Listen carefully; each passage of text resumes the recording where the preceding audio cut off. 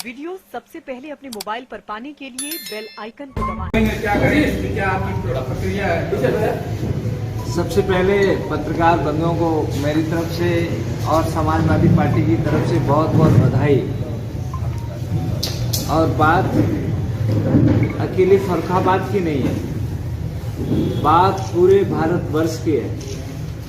और भारतवर्ष की अगर बुनियाद की बात की जाती है तो जहां उत्तर प्रदेश से जो लकीर लिख जाती है वही भारत की तकदीर बनने का काम करती है। और समाजवादी पार्टी युवाओं की और संघर्षों की पार्टी हमेशा से रही है। और इस पार्टी को आज आदरणीय राष्ट्रीय अध्यक्ष अखिलेश यादव जी द्वारा जिनके कुशल नेतृत्व में आज पूरे उत्तर प्रदेश में जो पिछड़े, दलित और अल्पसंख्यक, इसके अलावा सब समाज के भी जो गरीब तबके के लोग हैं, उन लोगों की समाजवादी पार्टी पूरे उत्तर प्रदेश में परिवर्तन लाने का काम करेगी। और रही बात फर्रुखाबाद की, ये फर्रुखाबाद की धरती बड़ी ऐतिहासिक और क्रांतिकारी धरती है। इस धरती पर डॉक्टर राम मनोहर लोहिया जी ने सबसे पहले समाजवाद की शुरुआत की और पूरे भारतवर्ष में समाजवाद फैला। और आज फर्रुखाबाद में समाजवादी पार्टी का पूरा कुम्मा आदरणीय जिलाध्यक्ष जी श्री चंद्रपाल सिंह यादव जी और हमारे साथ में आदरणीय पूर्व जिलाध्यक्ष नदीम फारूकी साहब, डॉक्टर नवरंग सिंह जी और हमारे सीनियर डॉक्टर जितेंद्र यादव जी, और जितेंद्र यादव जी के साथ में पार्टी के महासचिव इलियास मंसूरी जी और पार्टी के सारे कार्यकर्ता आज पूरा एकजुट होके यहाँ पर दोबारा से समाजवादी पार्टी को स्थापित करके, और चूंकि फर्रुखाबाद सेंटर पॉइंट में पड़ता है, आदरणीय राष्ट्रीय अध्यक्ष जी ने इस बार जो पीडीए का सही मायने में जो नारा दिया है और उस पीडीए को यहाँ पश्चिमी उत्तर प्रदेश में स्थापित करने का भी काम किया है। जैसे पिछड़े वर्ग से डॉक्टर नवल किशोर साकी को, हमारे बगल में एटा से देवेश साकी जी, और इतना ही नहीं, आंवला की सीट से भी ये घोषणा है पार्टी की तरफ से कि वहां से भी पिछड़े वर्ग का और साक्य समाज का प्रत्याशी वहां पर भी होगा। इसलिए आज पिछड़े, दलित और अल्पसंख्यक तीनों मिलके, और चूंकि पेशे से मैं एक डॉक्टर हूं, जहां हमने एक कैंसर सर्जन के रूप में अपने डॉक्टरी के माध्यम से लगातार 11 सालों से हम लोग कायमगंज के हॉस्पिटल और लखनऊ के हॉस्पिटल के माध्यम से बगैर जात, बगैर धर्म और सारे लोगों के, गरीब तबके के लोगों की मदद करने का काम करते हैं।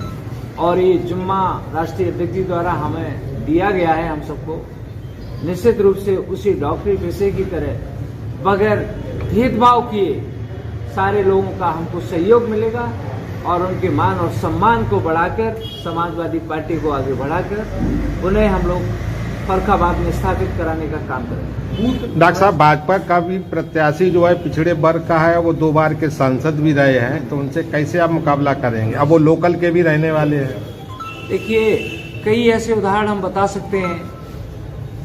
बदायूं की एक सीट थी बिलसी, जिसपे 4 प्रत्याशी अलग एक ही कम्युनिटी के थे। जब एक ही कम्युनिटी के होंगे तो एक कम्युनिटी का जीतने का काम करेगा।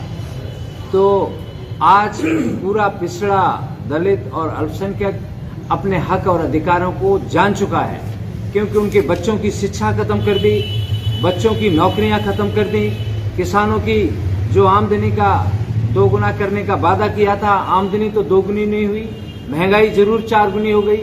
और उनको जो खाद की जो बोरी जो 50 किलो की आया करती थी वो 45 से 40 की रह गई। अब किसान हर बात को समझ चुका है, इसलिए कोई आए कोई फर्क नहीं पड़ता।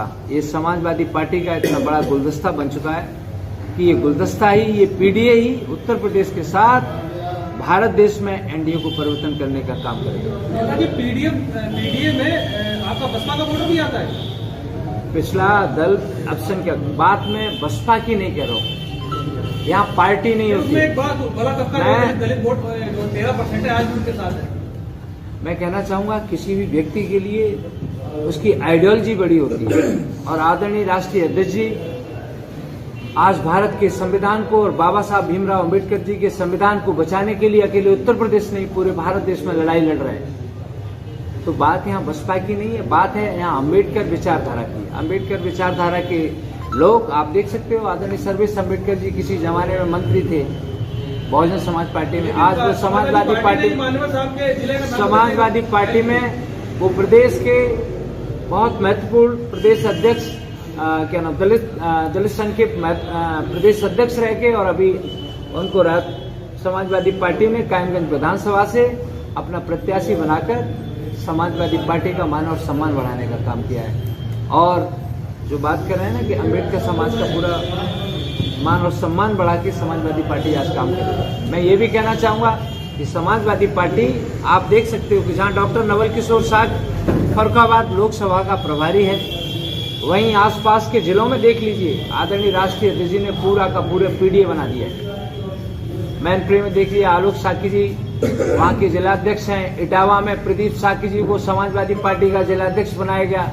2 प्रत्याशी अभी साकी घोषित किए गए, तीसरा प्रत्याशी इधर घोषित किया गया। अगर हम इसको यूं कहें कि जातिगत आंकड़ों पे टिकट का वितरण और वो किया जा रहा है तो गलत नहीं होगा।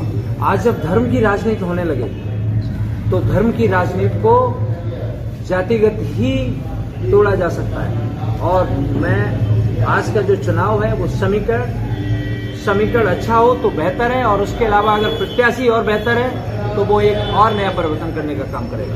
भाजपा 400 सीटों की बात कर रही है, आपकी राष्ट्रीय अध्यक्ष जी से बात हो रही है, क्या उनका एजेंडा है और किस तरीके से वो अपने सांसदों को बड़ा करेंगे? आदरणीय राष्ट्रीय अध्यक्ष जी का जो भी निर्णय होगा वो हम सबको सर्वमान्य होगा। और समय समय पे मैं तो ये कहना चाहूंगा, इसी भारत देश को जब अंग्रेजों ने गुलाम किया और उनकी अंग्रेजों की 150 साल की गुलामी को यहीं के लोगों ने हटाने का काम किया था, और 1973 की लड़ाई को भी आप देख सकते हो किस तरह से आप लोगों ने परिवर्तन करने का काम किया। तो मुझे पूरा भरोसा है कि उत्तर प्रदेश में पीडीए ही एनडीए को परिवर्तन करने का काम करेगा। आस्था कितनी हावी रहेगी? राम मंदिर रहा, मथुरा बनने जा रहा है, ज्ञान व्यापी हो रहा है, कितना हावी रहेगा इस चुनाव पे? अभी पहले क्वेश्चन पत्रकार बंधु आप पूछ ही चुके थे।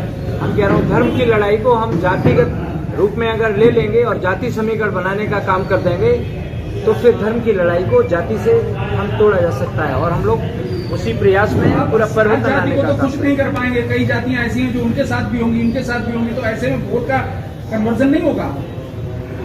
देखिए फर्रुखाबाद लोकसभा की अगर मैं बात करूं, जहां फर्रुखाबाद लोकसभा में मैं एक डॉक्टर की तरह काम कर रहा हूं और डॉक्टर हूं। डॉक्टर के लिए ना कोई जाति होता है, ना कोई धर्म होता है, और ना कोई संप्रदाय लेके इलाज करता है। और मुझे पूरा भरोसा है हमने लगातार 11 से 12 सालों से तकरीबन 1 लाख के आसपास ऑपरेशन करने का काम किया होगा। अच्छा, उसकी आपने फीस भी ली है? नहीं, उसको आप इससे मत जोड़िए। मैं कहना चाहूंगा पत्रकार बंधु, मैंने आज तक अपने जीवन में किसी मरीज से उसके देखने की कतई फीस नहीं ली है। और मेरे हॉस्पिटल पे मैं कहना चाहूंगा कि आज भारत देश में जहां कैंसर के ऑपरेशन, आप जो हेड नेक का जबड़े का कैंसर का ऑपरेशन है 10 से 12 लाख में होता है, कभी झूठ भी भेज के देख लेना मेरे अस्पताल में और उसका प्रेजेंटेशन करा देना कि वो फलाने पत्रकार साहब ने भेजा है। मैं उस मरीज का तो इलाज करूंगा ही, लेकिन आपके मान और सम्मान का भी हमेशा ध्यान देता हूँ। ये बात मैं लगातार 10 सालों से ये हमने अपने महापुरुषों से सीखी है, और उसी चीज को हम लोग यहाँ परिवर्तन करने का काम करेंगे। 2019 में लोकसभा का चुनाव बसपा के साथ लड़ा गया था, इस बार बसपा नहीं है साथ, तब करीब 3.5 लाख वोट मिला था। इस बार क्या? समय समय की अलग अलग परिस्थितियां रहती हैं। 2022 में हम लोग सरकार बनाने वाले थे, लेकिन नहीं बनी। लेकिन इसका मतलब ये तो नहीं है कि हम हथियार गिरा जाएंगे। हम पूरी तैयारी से 2024 में और फर्रुखाबाद के साथ पूरे उत्तर प्रदेश और भारत देश में परिवर्तन करने का काम करेंगे। अगर एंड टाइम पर मौका मिला तो क्या बसपा साथ आ सकती है क्या? अब जो भी राष्ट्रीय नेतृत्व का निर्णय होगा वो राष्ट्रीय नेतृत्व करेगा। डॉक्टर आप बात की जा रही है पीडीए की। हाँ, एक पीडीए की बात की जा रही है, तो अगला जो वोटर है उस पर फोकस नहीं रहे, या जो आपका चुनाव प्रचार है वो सिर्फ पीडीए पर ही रहेगा? नहीं, आंकड़ों पे तो फोकस है ही, मैं कहना चाहूँगा, जब धर्म की राजनीति हावी हो जाए तो धर्म को काटने के लिए उसमें जातिगत आंकड़ा सबसे ज़्यादा प्रभावी रहेगा। और जातियों के आधार पर आज हम लोग बहुत मजबूती से हैं। प्लस हमारा जहाँ 1 लाख से ज़्यादा लोगों को हमने जो निःशुल्क इलाज करने का 10 सालों से काम किया है, उसके लिए भी एक बहुत बड़ा परिवर्तन इस फरुखाबाद में लाने का जिस काम। तरीके से मीडिया की बात की जा रही है, तो क्या पार्टी ने जो सामान्य वर्ग है उसे साइडलाइन कर दिया है, उससे कोई वास्ता नहीं? मैं कहना चाहूँगा कि ऐसा नहीं है। समाजवादी पार्टी ही अगड़ों का सबसे ज्यादा सम्मान की है। आप देख लीजिए कि जनेश्वर मिश्र जी का सम्मान इस उत्तर प्रदेश आदरणीय राष्ट्रीय अध्यक्ष अखिलेश यादव जी ने जनेश्वर मिश्र पार्क पूरे इंडिया छोड़ लीजिए, पूरे एशिया में सबसे ज्यादा बड़ा बनाकर ब्राह्मण समाज का मान और सम्मान बढ़ाने का काम किया। स्वामी प्रसाद मौर्य लगातार, आपने जनेश्वर मिश्र की बात की जो ब्राह्मण से, स्वामी प्रसाद मौर्य लगातार अगड़ों में खासकर ब्राह्मणों को टारगेट करके बयानबाजी कर रहे हैं, उस पर अभी तक कई बार इस चीज का पार्टी की तरफ से खंडन किया जा चुका है कि वो उनका व्यक्तिगत बयान है, वो पार्टी से संबंधित कोई बयान नहीं है और वो पार्टी के लीडर हैं, आदरणीय राष्ट्रीय अध्यक्ष लीडर हैं। उस बारे में बस मेरा तो ये कि पार्टी की तरफ से कई बार खंडन किया जा चुका है।